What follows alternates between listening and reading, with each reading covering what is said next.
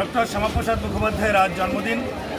যে জন্মদিন আজকে সারা পশ্চিমবাংলার বিভিন্ন জায়গায় পালিত হচ্ছে এবং সেই উপলক্ষে মুগরা অঞ্চলেও আজকে আমাদের এই জন্মদিন পালিত করছেন আমাদের এখানকার মণ্ডল প্রেসিডেন্ট এবং আমি আজ বিধায়ক হিসাবে এখানে বিশেষ রক্তদান শিবিরের আয়োজন করা হয়েছে।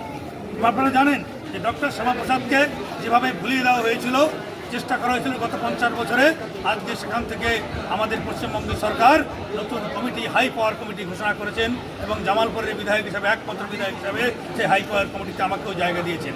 আমি একটু পরেই মাননীয় কেন্দ্রীয় গৃহমন্ত্রীর নেতৃত্বে আজকে প্রথম মিটিং হবে, আমরা সেখানে যাচ্ছি এবং আগামী 1 বছর ধরে সরকারি প্রচেষ্টায় সারা পশ্চিমবাংলায় ডক্টর শ্যামাপ্রসাদের জন্মদিন পালন করা হবে।